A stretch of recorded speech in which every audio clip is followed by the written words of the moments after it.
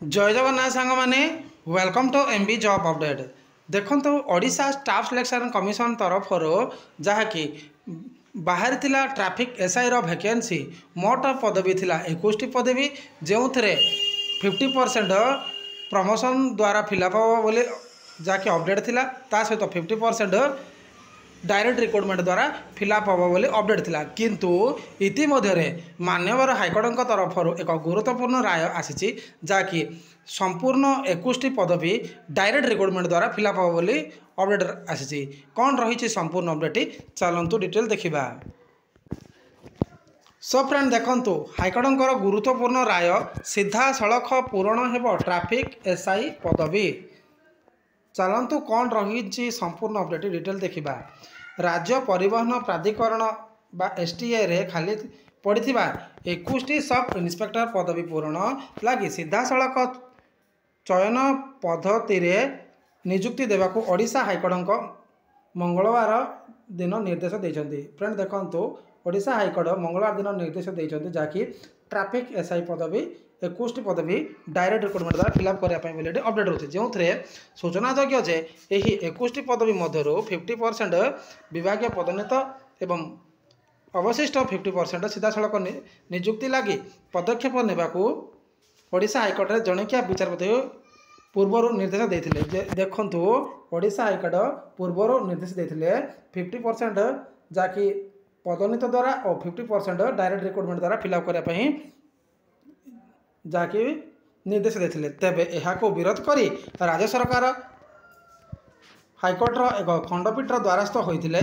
कार्यकारी मुख्य विचारपति अरविंद सिन्हा एवं विचारपति मृगांक शेखर साहू नहीं गठित एक खंडपीठ जनैकिया विचारपति आदेश को परिवर्तन कर देछन्ति। फ्रेंड देखंतु दुईटी वकील जहाँकि लड़ी केसटी जहाँ नहीं आदेश जहाँकि कायम रही बोले अपडेट रोची।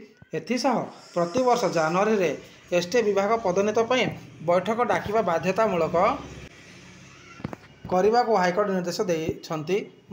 मामलार जना जायछि जे 21 ट्रैफिक सब इन्स्पेक्टर पदवी पूरण एसटीएफ पक्षर विज्ञप्ति प्रकाश पाई। फ्रेंड देखंतु ट्रैफिक एसआई पदवी विज्ञप्ति बा एडवर्टाइजमेंट काढ़ापी बोली अपडेट थिला यही 21 जाक पदवी सीधा सड़क नियुक्ति दिज्व बोली कहुला। फ्रेंड देखंतु नोटिस मेंशन थिला 21 पदवी जहाँकि डायरेक्ट रिक्रुटमेंट द्वारा फिलअप करने बोली अपडेट थिला। यह विरोध में हाइकोर्ट रे एक मामला रुजु होता। हाइकोर्टर जणिकिया विचारपति 2024 नवेम्बर 27 तारीख में एक राय प्रदान करी एही 21 पद मध्य 50% पदवी विभाग पदोन्नत और बाकी 50% पदवी सीधा सड़क नियुक्ति देवाक निर्देश देते। यह विरोध करी एसटीए हाइकोर्ट को आसीथिले। एसटीए पक्षर दर्शा जाइथिला जे एही नियुक्ति ओडिशा स्टाफ सिलेक्शन कमिशन द्वारा करा जाय थाए। फ्रेंड देखंतु एही नियुक्ति ओएसएससी बा ओडिशा स्टाफ सिलेक्शन कमिशन द्वारा करा जाय थाए बोली एटी अपडेट रहउची।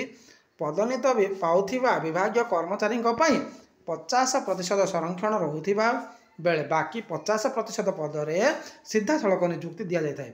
जो मैंने चाकरी रे 5 वर्ष पूर्ण करथांती सेमानको को यही पदवी को पदोन्नत मिलता है। फ्रेंड देखंतु जहाँकि यही चाकरी रे जो मैंने 5 वर्ष जॉब करती तापर से प्रमोशन मिलता है बोले अपडेट होची। प्रति वर्ष जनवरी रे यही पदोन्नत एक विभागीय बैठक बसताए। यही क्रम 2024 जनवरी 31 तारीख में एक बैठक बसला जो प्रतिपक्ष माने पदोन्नत योग्य विवेचित हो नथिले फल खाली पड़ता यही पदवी पूरण सीधा सड़क नियुक्ति देवाक निष्पत्ति होता। परिवहन विभाग पक्षर स्टैंडिंग काउंसिल प्रभाकर बेहेरा मामला परिचालना करते। फ्रेंड देखंतु ये अपडेट रोचे प्रतिवर्ष यार प्रमोशन रोचे जार डेट रोचे 2024 जनवरी 31 तारीख में बैठक बसला जो ट्रैफिक एसआई पदवी प्रमोशन द्वारा फिलअप हो बोली किंतु सही पदवी योग्य विवेचित हो ना जहाँफल खाली पड़ता यही खाली पड़ता कारण पदवी गुड़ाक सीधा सड़क नियुक्ति ट्रैफिक एसआई पदवी पूरण बोली ये अपडेट रोची। सो फ्रेंड देखंतु एबे 21 पदवी ट्रैफिक एसआई डायरेक्ट रिक्रुटमेंट द्वारा फिलअप हो एतिकी इनफॉरमेशन थिला ट्रैफिक एसआई रिक्रुटमेंट को लेकर एक इंपोर्टेंट अपडेट।